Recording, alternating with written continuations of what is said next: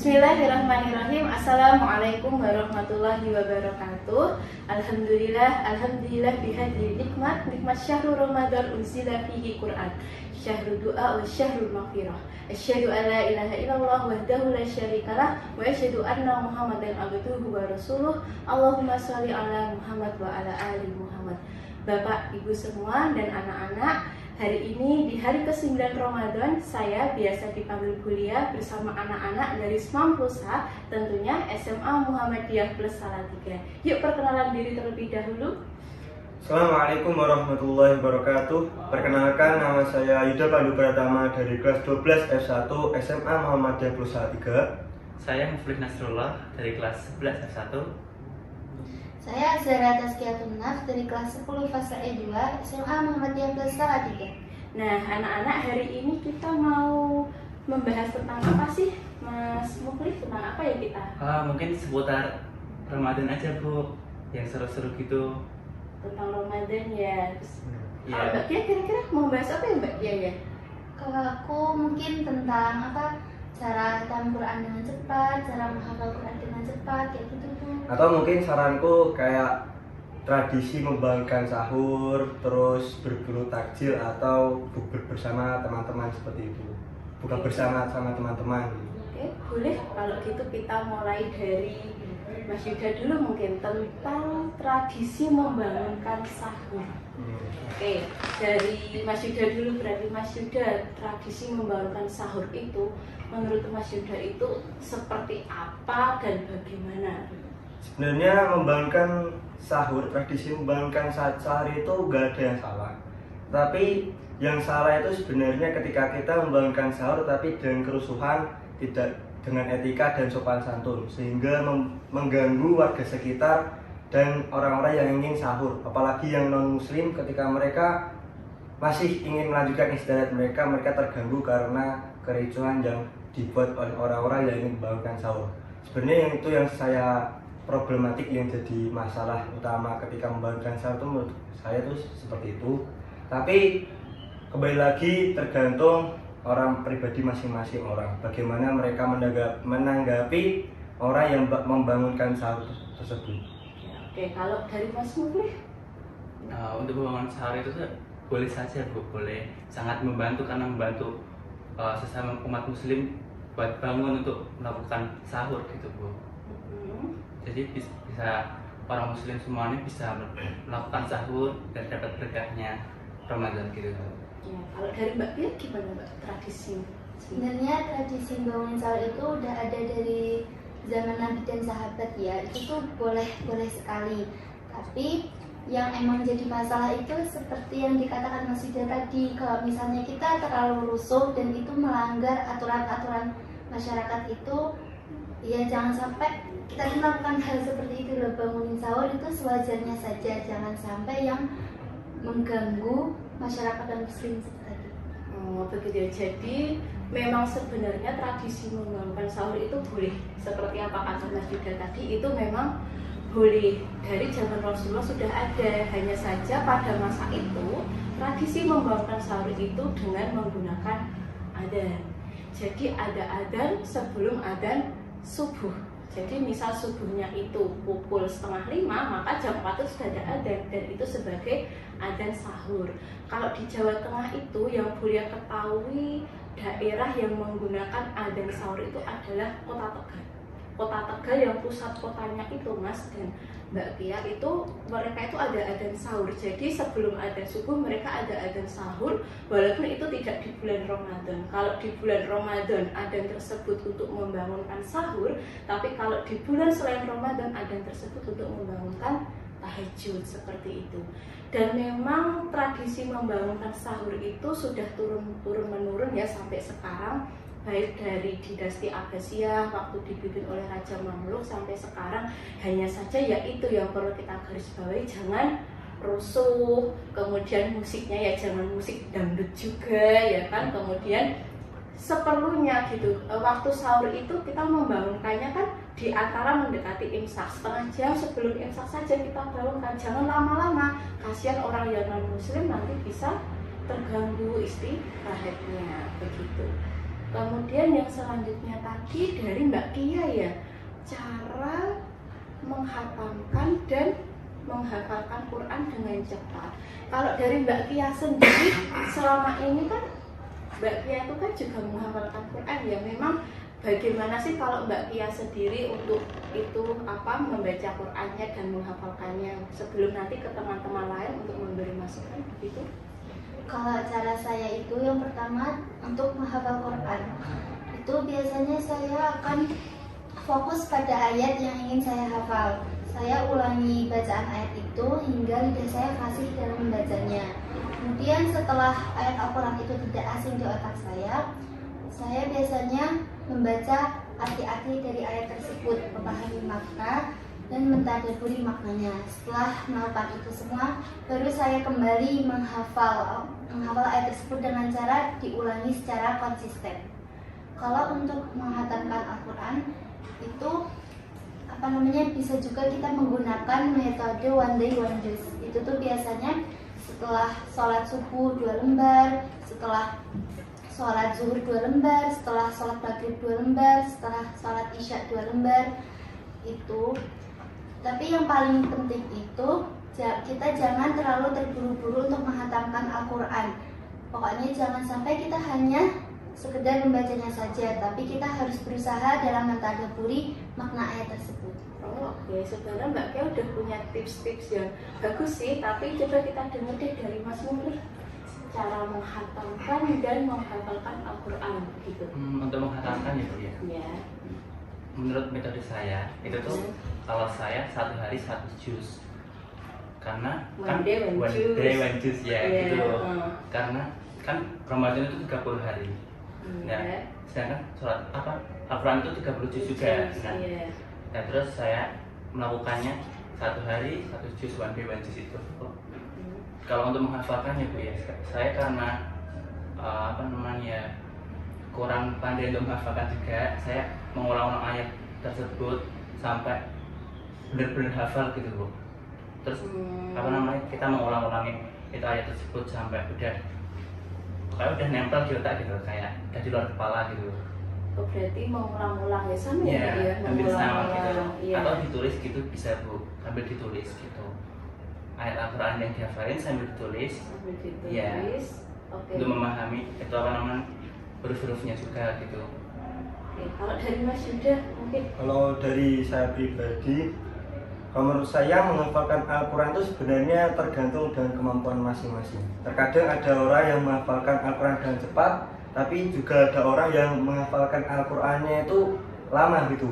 Bisa jadi dia menghafalkan 1 hari baru dapat 1 halaman, atau ada orang yang paling cuma 1 menit baca bentar, baca 1 halaman itu bisa langsung hafal. Itu jadi tergantung kemampuan orang masing-masing.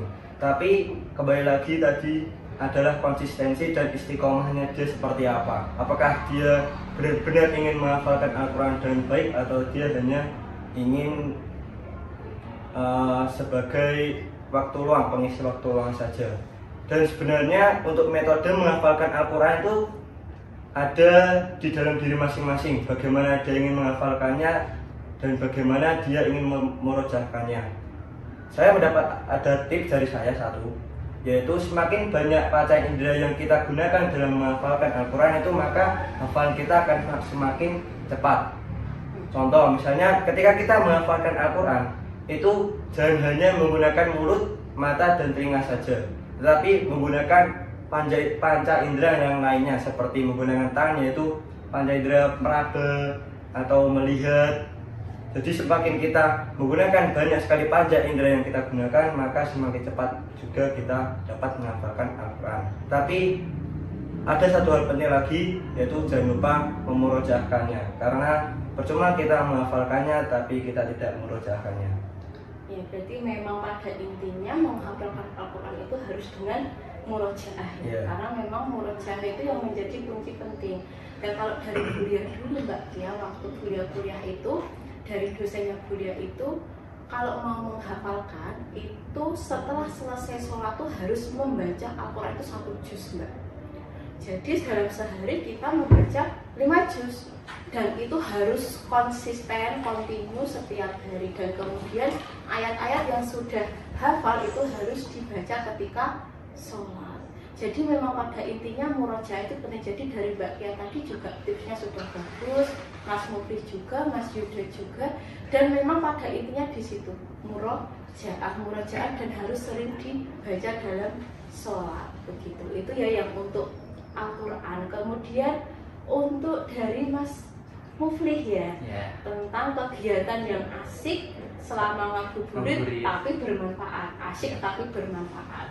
Kalau Mas Muflis sendiri nih, Bulia penasaran nih, mengisi ngabuburitnya bagaimana sih kok sampai ingin tahu nih teman-teman kegiatannya ngapain sih yang ngabuburit asik tapi bermanfaat. Kalau Mas Muflis ngapain? Kalau saya ya Bu ya, saya biasanya jogging apa lari gitu ya Bu, lari nungguin buka puasa itu sambil lari, yang di olahraga gitu Bu, atau skipping atau apa namanya nge-gym gitu Bu. Ya, tapi juga kadang saya juga ini apa namanya mencari takjil gitu Bu, berburu takjil gitu lah Bu, biasanya sekarang gitu berburu takjil. Ini seperti itu aja Bu, itu juga bermanfaat jauh. Iya, olahraga itu juga bermanfaat untuk kesehatan kita juga. Kalau dari Mas Yuda, asik bermanfaat. Kalau dari saya sih biasanya saya mengisi waktu luang saya ketika ingin berbuka seperti menonton berita, menonton TV, atau melakukan hal bermanfaat lainnya seperti mengikuti kajian, mengikuti TPI atau sebagainya, sehingga waktu luang kita ketika sebelum berbuka dapat digunakan dengan lebih baik. Kalau Mbak Tia? Kalau saya biasanya menunggu waktu berbuka itu bisa sambil membantu ibu masak buat makanan berbuka. Kalau enggak bisa juga mencari takjil, ngabuburit sore bareng teman-teman. Kalau enggak bisa juga ikut pesantren kilat atau bagi takjil di jalanan kayak gitu Bu. Jadi sebenarnya kategori kegiatan asyik dan bermanfaat itu memang dari pribadi masing-masing, subjektivitas gitu. Kalau Mas Muflis asiknya olahraga ya olahraga, Mas Yuda menonton berita, mengikuti kajian ya seperti itu. Mbak Kia tadi tadarus, terus kemudian apa tadi Mbak, membagi takjil, bantu ibu. Itu kalau menurutnya asik ya asik gitu, kita nggak merasa terbebani melakukan itu. Nah kalau Bulia itu kegiatan asiknya yang ngajar TPQ itu udah sampai waktu berbuka dan itu asik gitu, dan Bulia lakukan setiap hari tanpa merasa lelah gitu, dan itu insya Allah bermanfaat. Yang penting satu, memang kita itu kan tidak boleh membuang-buang waktu dan tidak boleh menyia-nyiakan waktu ya. Jadi waktu itu kan nggak bisa diputar kembali Mas, dia nggak bisa kembali. Jadi sebagaimana mungkin, sebisa mungkin kita manfaatkan dengan hal-hal yang bermanfaat. Mendengarkan musik itu kan tidak berdosa, tapi itu tidak bermanfaat. Kan lebih baik kita mendengarkan murotal atau mendengarkan kajian. Walaupun mendengarkan musik juga boleh, kadang kita perlu hiburan, perlu refreshing. Dia tidak berdosa tapi tidak bermanfaat. Nah, karena ini bulan Ramadan ya, momennya kita berlomba-lomba dalam kebaikan gitu, kita harus memanfaatkan waktu sebaik mungkin. Tadi apa ya, tadi kegiatan asyik sudah, kemudian cara mengajar Quran sudah, kemudian tadi yang pertama itu membangunkan sahur sudah, berarti berburu takjil. Iya, berburu takjil. Selama ini apa pendapat kalian tentang berburu takjil dan bukber ya? Tadi ya Mas Yuda ya, berburu takjil dan bukber.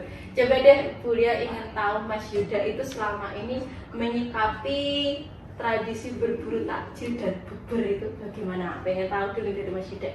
Kalau saya pribadi itu buka bersama itu boleh-boleh saja, bahkan sangat diperbolehkan, terutama ketika kita mendapatkan makanan gratis seperti itu. Itu yang Masya Allah ya. Apalagi kita dan buka bersama dapat berbincang-bincang dengan kawan-kawan, terus menjalin silaturahmi, itu sangat baik. Tapi satu hal yang perlu diingat ketika kita melakukan buka bersama dan berbincang-bincang itu jangan lupa waktu. Jangan lupa waktu. Ketika sudah memasuki waktu maghrib, buka sebentar lalu sholat dulu, baru kita bisa melanjutkan makan bersama. Seperti itu kalau menurut pribadi saya. Ya, kalau yang berburu takjilnya sekali kalau aja. yang berburu takjil itu ya sebenarnya boleh-boleh saja, karena kita sebelum buka itu kan membutuhkan makanan. Sehingga kita harus mencari apa saja yaitu makanan yang dapat kita buka, yang dapat kita gunakan untuk berbuka. Terutama bagi orang-orang yang ingin menjualkan makanan ketika sebelum berbuka itu kan mereka menjual takjil seperti itu. Jadi memudahkan kita untuk mencari makanan yang digunakan untuk berbuka puasa. Terutama yang manis ya Mas Iya, Yuda. terutama yang manis. Oke, ke Mbak Tia dulu ya tentang berburu takjil dan berbuka. Kalau menurut saya tentang berburu takjil itu boleh banget ya, itu pun termasuk hal yang bermanfaat. Karena kita tuh berburu takjil itu secara tidak langsung kita juga sedekah kepada para pedagang gitu. Kemudian kalau untuk buka bersama itu juga suatu hal yang diperbolehkan dan itu juga bermanfaat karena kita di situ bisa juga sambil menjalin tali silaturahmi kepada teman. Tapi ya itu yang paling penting itu seperti yang dikatakan Mas Yuda tadi, jangan lupa waktu. Pokoknya yang paling penting dari bukber itu sholat itu nggak boleh kita tinggalin. Ya, oke. Mas Mufli, berburu takjil takjil sama ya. berbuka ya. Berburu takjil itu ya menurut saya itu boleh banget, boleh. Soalnya itu kan mengisi waktu kosong nunggu buka puasa gitu ya. Apalagi itu kan kita sama aja membantu orang yang berjualan gitu kan. Kita membeli barang yang dia jual juga gitu kan Bu. Nah, terus untuk berbuka puasa, untuk bukber gitu ya, bukber itu ya boleh. Ini seperti yang mereka katakan tadi itu yang penting jangan lupa waktunya, itu waktu untuk melakukan sholat, untuk melakukan harus berbuat baik juga gitu Bu. Waktu bukber itu tuh kalau bisa dikirim untuk yang positif bukan yang negatif gitu. Ya memang berburu takjil itu boleh karena di situ ada hukum jual beli ya. Jual beli itu kan memang diperbolehkan.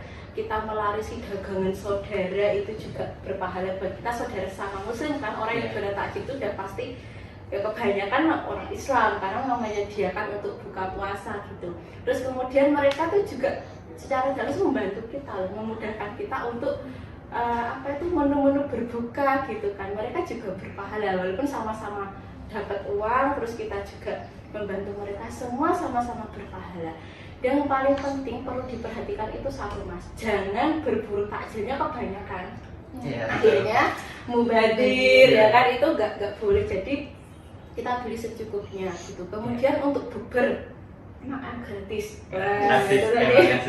Yaitu orang yang ngasih makan bukber itu juga mereka berpahala gitu. Ada hadis gitu, manfaat rasa iman barang siapa yang memberikan buka puasa karena lahu fi ajri mislu ajrihi gitu. Jadi mereka tuh mendapatkan pahala seperti orang berpuasa itu.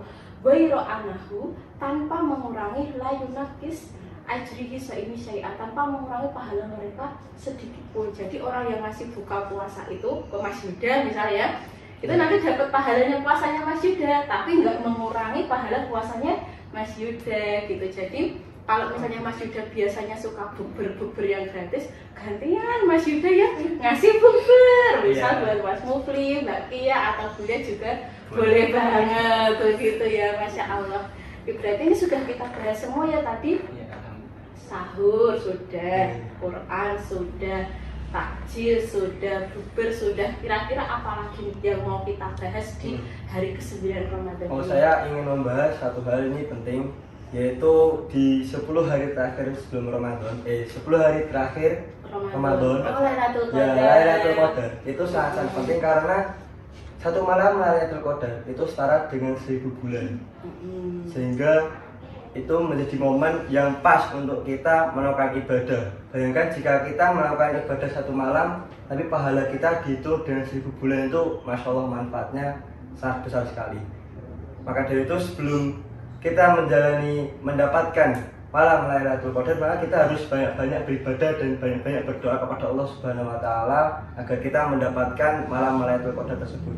Karena malam Lailatul Qadar ini bahkan Rasulullah Shallallahu Alaihi Wasallam saja tidak tahu kapan malam Lailatul Qadar itu akan datang. Bisa jadi di hari pertama saat 10 hari terakhir Ramadan, atau hari ketiga, kelima, dan hari-hari ganjil di 10 hari terakhir Ramadan. Maka dari itu kita harus memperbanyak amalan di 10 hari terakhir agar kita mendapatkan malam Lailatul Qadar ini. Oke, kalau gitu dari Mas Yuda dulu, Bu Lia dan teman-teman pasti ingin denger ya, apa sih yang Mas Yuda lakukan di 10 hari terakhir Ramadan gitu. Pengen tahu aja. Kalau saya insya Allah nanti ketika di 10 hari terakhir Ramadan saya akan melakukan iktikaf di masjid. Ya, Dan iktikaf tersebut saya tidak melakukan hal yang sia-sia seperti bermain game atau apa-apa. Saya ingin lebih ke beribadah kepada Allah Subhanahu wa taala. Seperti beneran ya ini ya. insya Allah mengaji. Insya Allah moga saja saya bisa khatam 2 kali di bulan Ramadan ini. Amin. Seperti itu. Ya karena di malam Lailatul Qadar ini manfaatnya sangat banyak sekali. Ya, satu malam itu ya, benar. Di 10 hari terakhir Ramadan, kalau Mbak Kia juga sebagai perempuan yang sama dengan beliau, apa sih yang mau Mbak Kia lakukan di 10 hari terakhir Ramadan tahun ini? Ya kalau untuk perempuan tuh iktikaf juga boleh, tapi kalau misalnya orang tua kita ngelarang, apalagi ayah ya melarang anak perempuannya untuk beriktikaf, ya kita sebaiknya harus nurut Bu. Iya benar. Nggak usah ngekang orang tua, yang penting tuh ridho orang tua. Iya. Apa ya, kalau misalnya kita tidak diizinkan oleh orang tua kita untuk beriktikaf, bisa juga kita banyak-banyak tilawah di rumah, diganti dengan mendekatkan diri kepada Allah, tidak main HP terus, banyak berbakti kepada orang tua gitu Bu. Karena kan emang malam Lailatul Qadar itu kan benar-benar sangat spesial gitu Bu. Jadi kita tuh harus melakukan yang terbaik di malam itu. Kalau musuh Saya Bu ya. Saya itu insya Allah bakal melakukan iktikaf. kalau Seperti itu barengan ya. sama Mas Yuda. Jadi gitu lah. Oke, terus apa lagi? Ibadah kayak baca Quran lebih ditingkatin lagi baca Quran. Terus banyak-banyak salat sunat juga. Iya. Terus ya kan malam Lailatul Qadar ya seperti dibilang Yuda tadi kan tidak diketahui kan. Iya. Rasulullah sampai nggak tahu kan. Iya. Nah itu kan kayaknya spesial banget ya Bu ya. Iya, Apalagi spesial. 1000 bulan gitu. Iya. Nah makanya itu Bu, pengen banget mengejar itu pahalanya seperti itu Bu. Insya Allah kamu melakukan iktikaf seperti itu, berbanyak ibadah begitu. Iya, Masya Allah. Oke, sungguh bagus sekali kegiatan yang ingin kalian lakukan di 10 hari terakhir Ramadan. Dan kebetulan berita bagusnya memang di 10 hari terakhir Ramadan itu kita sudah libur. Jadi kita memang pemerintah memberikan kita libur di 10 hari terakhir Ramadan di malam-malam Lailatul Qadar agar kita bisa meningkatkan ibadah kepada Allah Subhanahu wa taala. Mari kita kejar Lailatul Qadarnya dengan iktikaf ya yang laki-laki, kemudian sholat tahajud. Berapa rakaat nih biasa sholat tahajudnya? Masya Allah. 11 sama witir ya tahajudnya 8 sama witirnya 3. Masya Allah. Sama sholat apa lagi ya? Ya mungkin sholat hajat, sholat istiqoroh, sholat tobat dan lain-lain ya. Iya betul. Oke, semoga nanti di 10 hari terakhir Ramadan kita mendapatkan malam Lailatul Qadar itu. Amin. Oke, sebelum ditutup nih, Bulia ingin mendengarkan bacaan ayat Al-Quran Al-Qadar dong. Siapa yang mau jadi Siapa? Mas Muflih ya, yuk kita dengarkan dulu ayat bacaan ayat Al-Quran dari Mas Muflih. A'udzu billahi minasyaitonir rajim. Bismillahirrahmanirrahim. Inna anzalnahu fi lailatul qadr wa ma adraka ma lailatul qadr. Lailatul qadri khairum min alf syahr. Tanazzalul malaikatu war-ruhu fiha bi'izni rabbihim min kulli amr. Salamun hiya hatta matla'il fajr. Shadaqallahul adzim. Masya Allah, menggema sekali di hati ya bahwa Lailatul Qadar itu lebih baik daripada 1000 bulan, dan itu hanya satu malam. Ya Allah, rasanya bulan Ramadan ini tuh menjadi sangat-sangat ngebus kita untuk bagaimana caranya kita bisa mendapatkan Lailatul Qadar. Oke, baik, ada yang mau ditambahkan lagi Mbak Kia? Kalau dari saya cukup Bu. Cukup, Mas Mufli? Alhamdulillah sudah cukup. Mas Yuda juga? Ya cukup. Yakin nggak ada lagi? Sudah. Berarti nanti kalau Lailatul Qadar Mas Mufli nggak olahraga lagi ya? Berarti Insya Allah. iktikaf ya? Kan Kan harus berdiam diri di masjid kan? Ya, betul. Baik, terima kasih semuanya. Mari kita akhiri dengan membaca doa kafaratul majlis bersama-sama. Subhanallahumma wa bihamdika asyhadu an la ilaha illa anta astaghfiruka wa atubu ilaik. Terima kasih sudah menyaksikan tayangan ini. Selamat berbuka puasa. Wallahu hadi ila aqwamit thoriq. Wassalamualaikum warahmatullahi wabarakatuh.